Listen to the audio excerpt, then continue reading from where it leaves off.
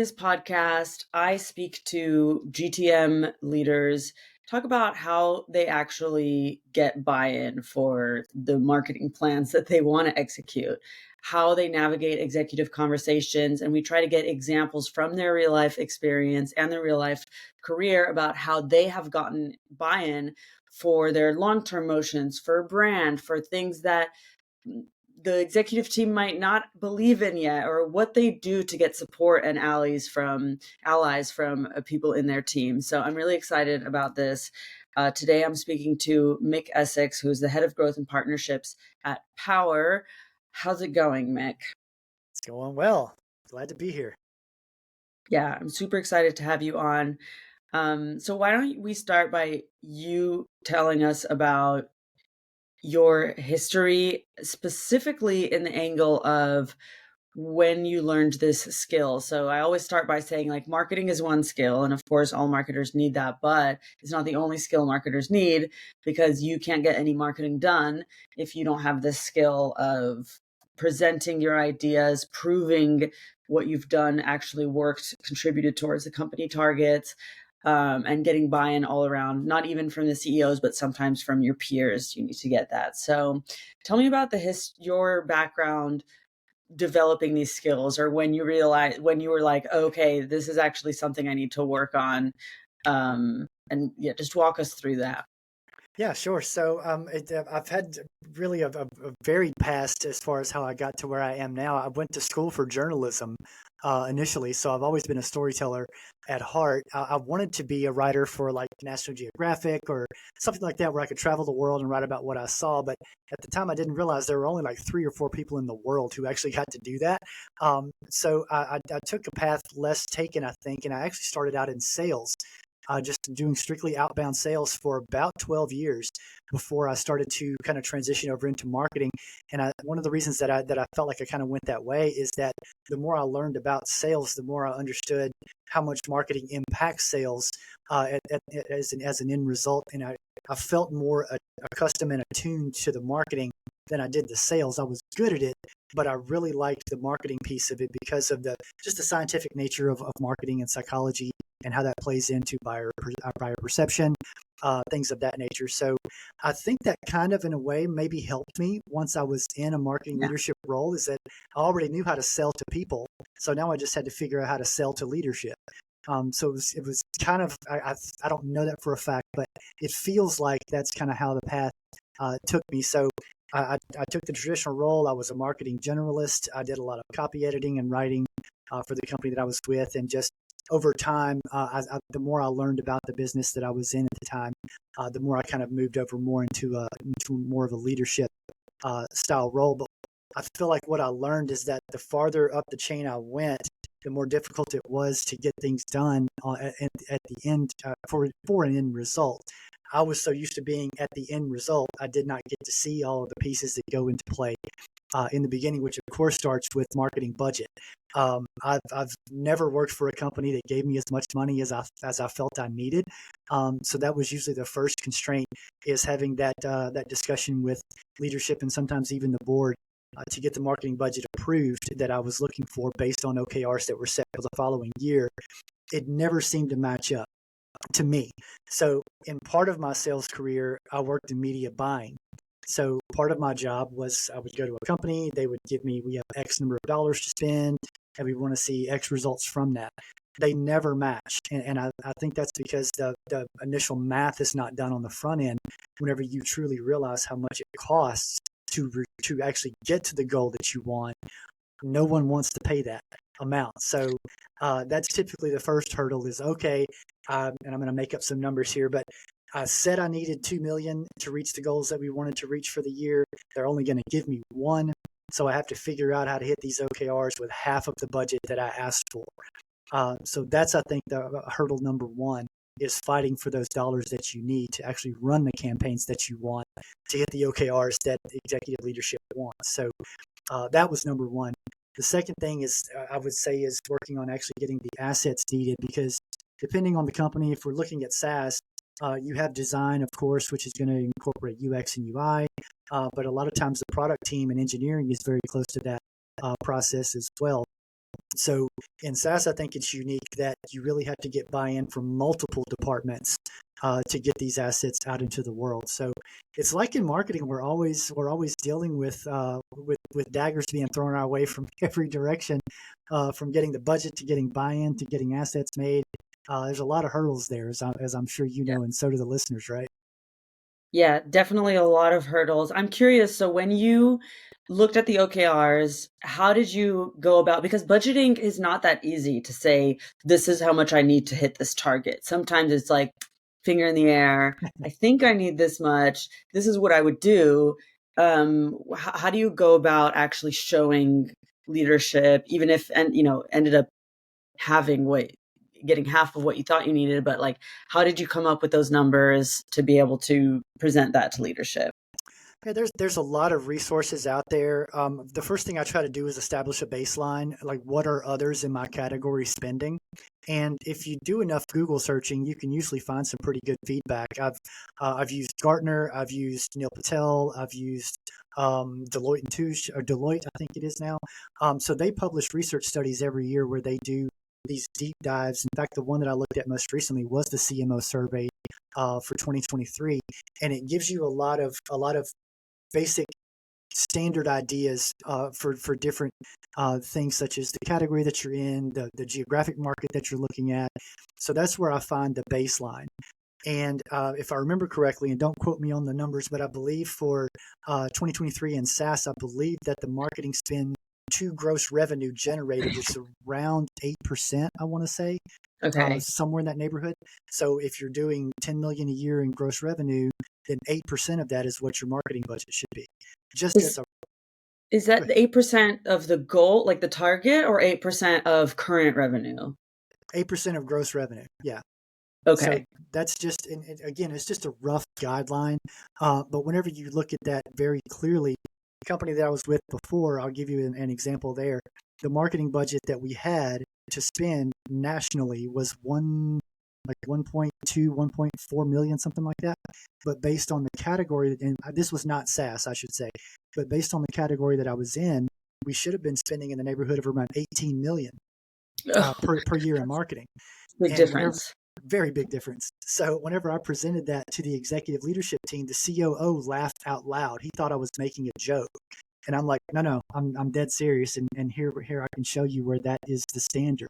So right away, I was able to show these are the goals that we want to hit. So whenever you set your OKRs, regardless of what that is, let's just say you want to see a 10% growth across the board. Well, there's a mathematical formula to that, right? Which starts with not only the actual baseline for your category, but I think geography plays a big role in that as well. If you're targeting the entire US, your budget's going to look a lot different than if you're targeting just the Pacific Northwest, California, Oregon, Washington. The budget should be aligned with what your geography looks like. So Okay. basically, when what you're looking for is your total addressable market, right? Like that's the number that you're trying to get to. What is the total addressable market, and what should our share of voice be within that TAM? So whenever you work those numbers, you get a number that it will at least give you an idea of where you should be. And if you don't have that much money, like we just don't have that to spend, then you have to adjust your goals. Well, if we don't have that to spend, then we need to either look at what is our true total addressable market? Should we be focusing on only one state, or even in some cases one city? To give you another example, McDonald's, they're one of the use cases that I love to study. They spend $2 million a day on advertising, so they're in the neighborhood of about $970 million a year in advertising. If you look up McDonald's gross revenue and you do the math, they hit the mark for their category for fast food Yeah. and their total addressable market, and they don't even target the entire globe, but they work the math. Well, McDonald's obviously has a massive marketing team, so they have a lot of research. So whenever I started to do that type of research into these huge companies, and those numbers they bore out that these huge companies that have multi-million-dollar budgets, they follow that mathematical formula because that's the only way to hit Yeah. OKRs that you set. So um, that's that's a kind of a long description, I think, but I think initially is setting the baseline for your category and then deciding on truly what is your total addressable market, and adjust that based on what budget you have available as a Mhm. marketing team. So when you say your total category, you mean like, would it just be SaaS as a category, or like the actual vertical that it's in within SaaS? I would break it down by vertical because SaaS has become such a much more varied, Yeah. category. For example, POWR that I'm with now, we're a no code product led tool on a freemium model. So a freemium model, which I'm sure most of your listeners would know, we have a fully free product. That's very different than a free trial model. But so is your conversion rate. Conversion rate is very different as well. Whenever you're on a freemium model, your average order value and your lifetime value is much different than it is for a free trial model. So you have large SaaS companies like HubSpots of the world and those others that are out there. If you're not built on that model, then you obviously wouldn't want to compare yourself to it either, because your end result numbers are going to be very different. So I would break it down within the category of your SaaS category. So a category of Mhm. a category, I guess you could say. Yeah. I have multiple questions for you. So you mentioned TAM, the total addressable market. How do you go about figuring out what that is? Are you also just benchmarking it, or are you finding other data points? Yeah, I always like to start with the benchmark baseline, just to have, if you're working a mathematical formula, every variable can't be X, right? Like you have to have you have to fill in some figures in there. So that gives me a beginning variable as a baseline. We look at Google Analytics data to see what countries that we have adoption in. But I do take that a step further, because what I noticed from doing our numbers from last year, there are two countries that we have a really high rate of organic traffic, session time, like all of the buy-ins that you want top funnel. But other than the U.S., of course, is number one for us. But countries 2 and 3 that were on the list for traffic were on the list of conversion rates 5 and 6, and the countries that were 5 and 6 on the traffic were 2 and 3 on the revenue. So Okay, interesting. basically, yeah. So basically, and I would not have known that if I had not taken that another level, right? I would have just said, okay, here are our top 3 countries for organic traffic. We need to aim at those. But whenever I looked at it, the countries that were 5 and 6 on traffic were actually 2 and 3 on revenue. So I'm figuring out my total addressable market based on traffic and conversions, because traffic is a vanity metric in a lot of ways, Mhm. to some degree. So by taking that another level and looking at the conversion rates by country, I could tell that actually, obviously, U.S. countries 5 and 6 were more important to target than 2 and 3. So that's very kind of a basic explanation, I think, but you get where I'm going. Yeah, no, that's powerful to keep digging in and not taking it at face value, because that could have made a big difference. If you said, let's focus on these countries, and it turns out the conversion rate is way lower for those. Oh, yeah, yeah, and it was like 4 to 5% different between the two. So it wasn't like, Wow. a point of a percent. It was actual whole percentage points higher in those other countries, which fortunately were English speaking countries, so we didn't have to worry about translating a lot of copy. But um, yeah, so that's how we decide on total addressable market. Okay. Mainly because, and I should clarify that, because the way we're set up, we don't have a huge marketing budget. So because it's just the nature of the business. So I have to be more crafty and find other ways to grow outside of, as I said recently to someone else, I don't have the money to throw at a problem. I Yeah. have to figure out more crafty ways, whether it be organic or social or whatever. I have to find different levers to move top funnel acquisition to see bottom funnel acquisition. So it's kind of honestly made me a better marketer as a result, not having a lot of money to throw around. Yeah. You have to be much more intentional with choices that you make. Yeah, there's definitely much less margin for error, even though you still have to take risks and still have to experiment, but Yeah. you really got to think them through. Yeah. Yeah. Yeah. Absolutely. That's true. I have another question for you. So, talking about budget, if you said, okay, so if this is the goal, then if this is the OKR, then you should allocate this much money to it. But let's break it down when you're like, if they say, okay, how are you going to spend it? Like, how granular do you get? Do you separate, for example, generating demand versus capturing demand? Or are you just like, these are the channels and this is how much I want to spend on each and why? Or like, what is your process behind all of that? Yeah, so we break it down by the traditional buyer journey funnel. We look at we look at where there might be friction points within that funnel. So of course, companies have to be, or other potential businesses might want to, they have to be aware of you first, obviously. So we have to consider that at the top. And so then we look at each stage of the funnel and see where there's variances from one to the other. And what that's going to do is that's going to let me know what type of content we need to provide. So, for example, we have a lot of top funnel content. What is type content that we have out there? So we have a lot of good traffic coming in the funnel.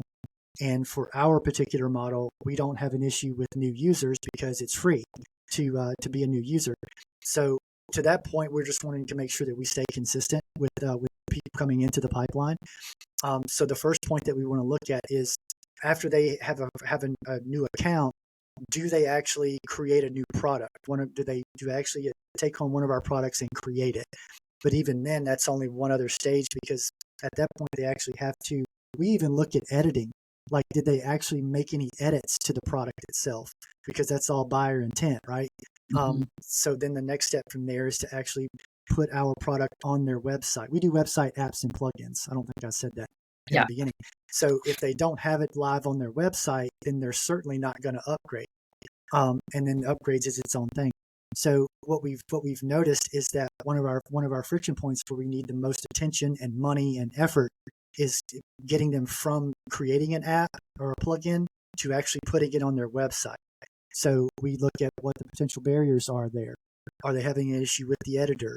Are they having an issue with actually making changes to the app? Is there a problem with the actual installation process? So we really break down the funnel from there. And what we're looking for is where the drop off is. So whenever we're creating a traditional funnel workflow, where's the drop off?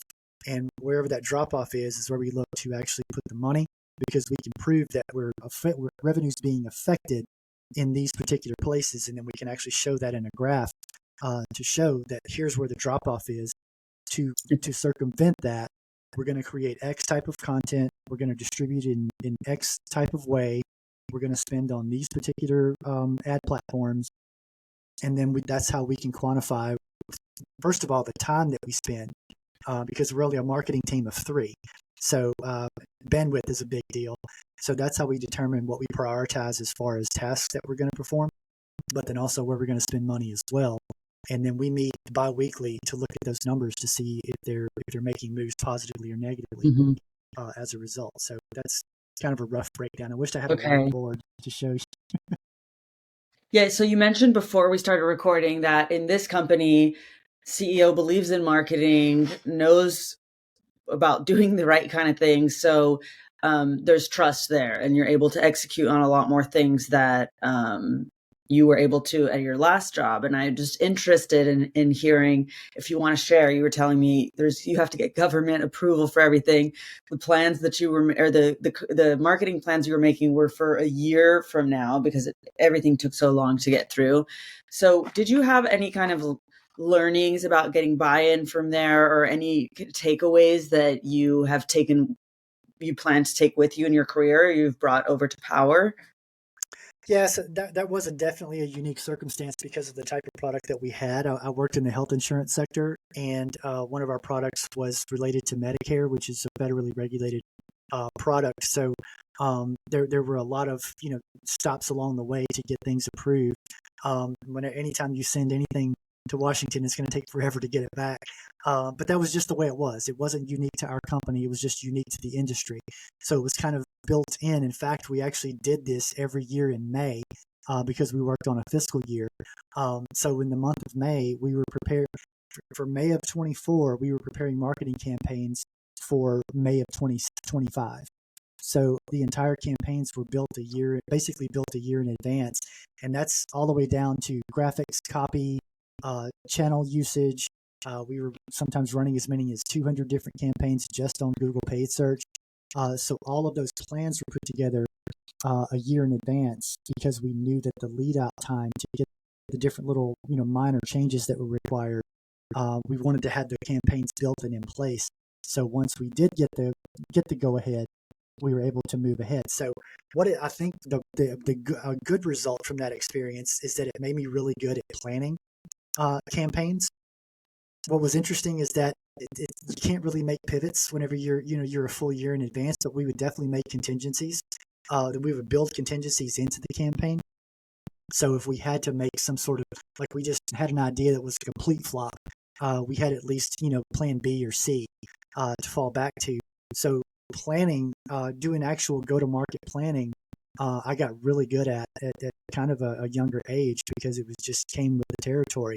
So actually it's really funny because whenever we have our year-end meeting and then planning out our OKRs for the following year, other departments will have 2, 3, 4 slides, and I have 22 because I'm such a planner that I try to think through every eventuality and have a contingency for it in case it doesn't work, which makes leadership very happy.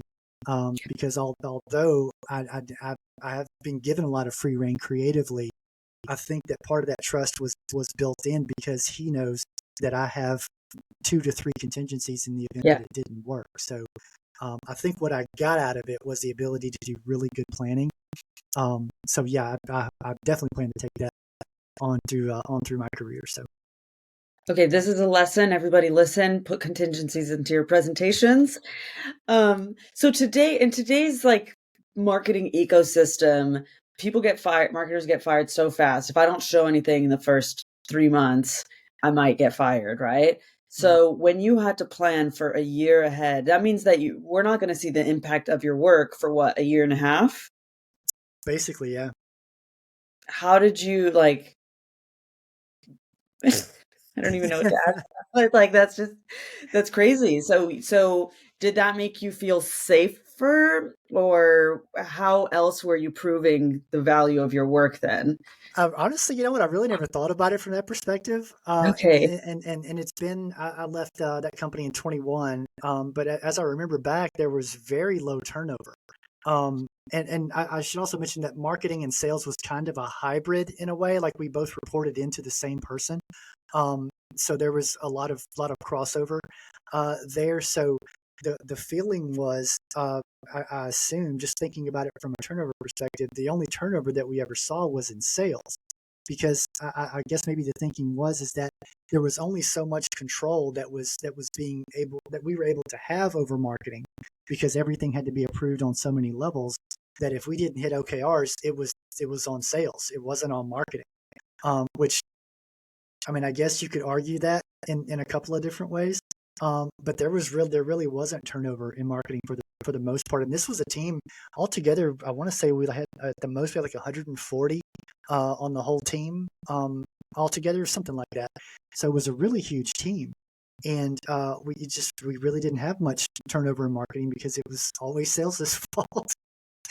So yeah, you had OKR set for the following year. Mhm. How did you get, like, what were your performance reviews like?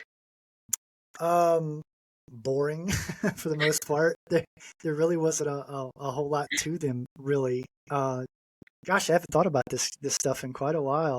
Yeah, they were kind of boring. I was kind of a hybrid because I had a marketing team and I had a sales team. Okay. So I kind of had feet in both camps.